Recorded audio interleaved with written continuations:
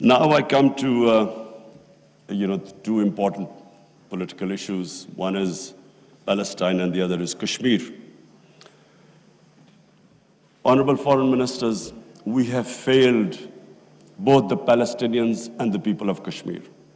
I'm sad to say that we have been able to make no impact at all. They don't take us seriously. We are a divided house, and those powers know it.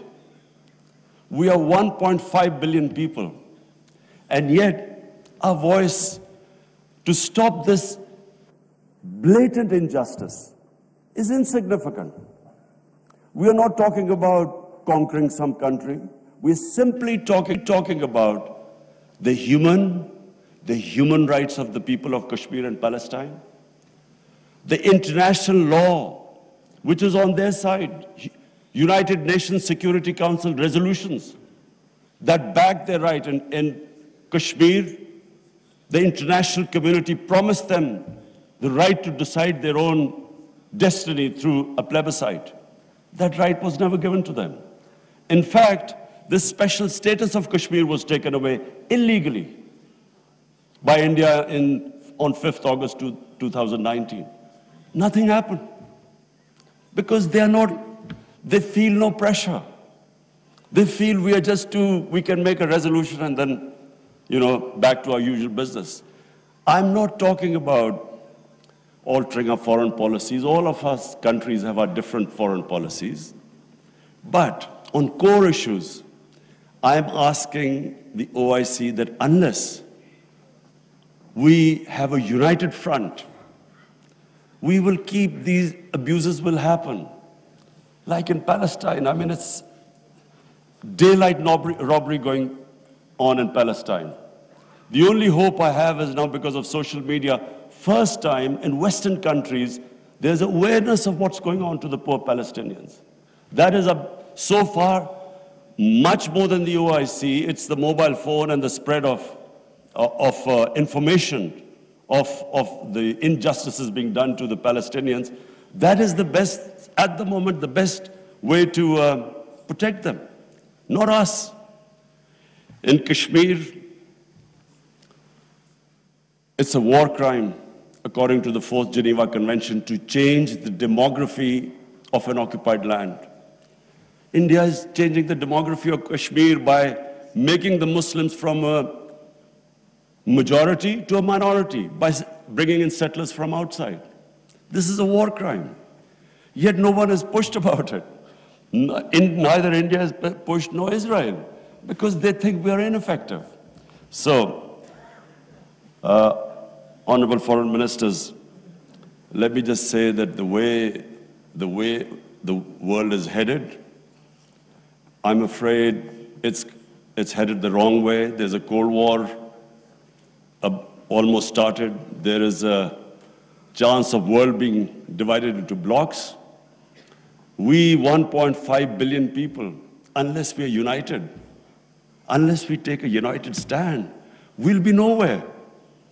As what I'm scared to say where the future is headed right now.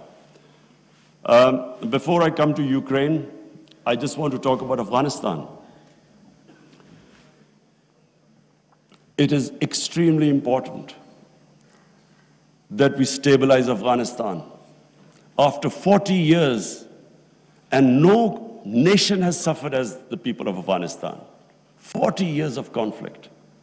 Finally, there is no conflict going on. The only danger now to Afghanistan is that through the sanctions and non-recognition, they might end up having a humanitarian crisis. Already the people are falling below the poverty line. Already there's a brain drain going on. So it's extremely important that we help the people of Afghanistan. And I say this because a stable Afghanistan is the only way, I repeat, it's the only way we are going to be able to stop international terrorism from Afghan soil. No other country is going to be able to do it. Let's not be delusional that some other country will come in and sort of through drones or something fight terrorism. It's not going to happen. The only hope is a stable Afghanistan government that can take care of international terrorism. I want to add a word of caution. Anyone who knows the Afghan character should be cautioned that please do not push the people of Afghanistan to do things where they feel that their sovereignty is being threatened. They are very proud, independent-minded people. They have always fought for their sovereignty for hundreds of years. They do not like the idea that someone is dictating to them. So I would caution that let's help them, let's encourage them, let's get them involved in the international community. And I believe that the people of Afghanistan are strong enough to evolve and go in the right direction. But please let's remember that the Afghan character does not like outside interference. And finally, I come to Ukraine. I'm, like I think everyone here and the rest of the world, we're all worried about what's going on there.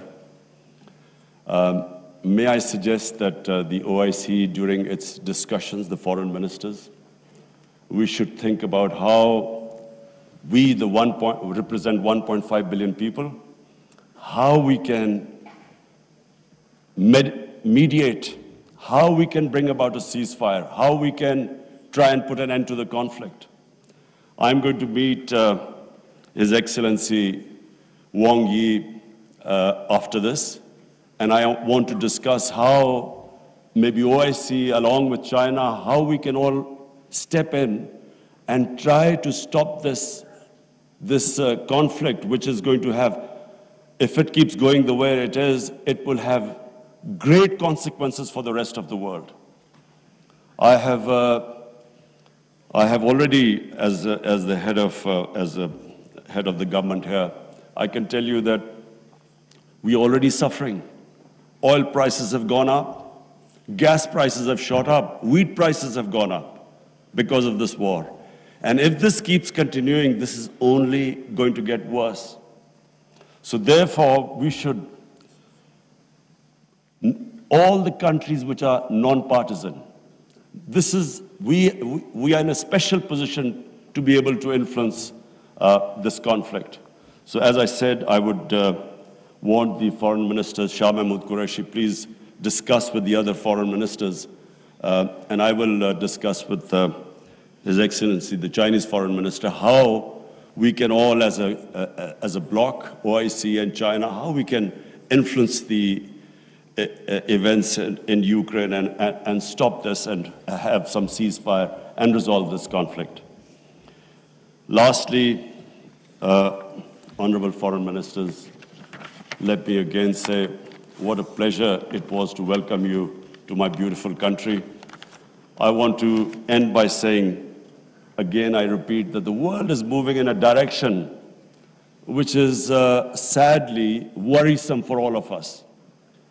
In bloc politics, in Cold War, and let's just 1.5 billion people we keep underestimating the strength we have. Somehow we lack self-belief.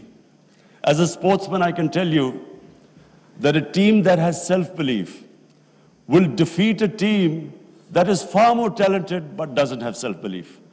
We don't have self-belief. We somehow look to others to help us and get justice. But where the world is headed, it is extremely important that we get united and on certain core issues take a stand. And let's not be dragged into this, into blocks, into the conflicts. We should stay as a bloc and show our power in bringing about peace rather than becoming part of some conflict. Thank you very much. अहम तरीन खबरें अब एक click की दूरी पर। आपके पसंदीदा टॉक शोज हों या अहम मुल्की या गैर मुल्की शख्सियात की न्यूज कॉन्फ्रेंसेस, हर लम्हा बाखबर रहने के लिए सब्सक्राइब करें हमारा YouTube चैनल। मौसम की सूरत हाल हो या खेल के मैदान से खबरें, अपने मोबाइल फोन से मुल्की और बैनुल अक़वामी अहम खबरों तक रसाई के लिए डाउनलोड कीजिए मोबाइल ऐप। बावसूख ज़राए से मुसद्दिका खबरों, तज्जियों और तबसरों से मुस्तफीद होने के लिए विजिट कीजिए पाकिस्तान की सबसे बड़ी न्यूज वेबसाइट www.arYnews.tv। इन सब के अलावा पाकिस्तान का सबसे बड़ा फेसबुक पेज हो, सबसे बड़ा न्यूज इंस्टाग्राम अकाउंट या फिर ट्विटर, ARY न्यूज पहुंचा रहा है खबरें सबसे पहले आप तक, ताकि आप रहें हर लम्हा बाखबर।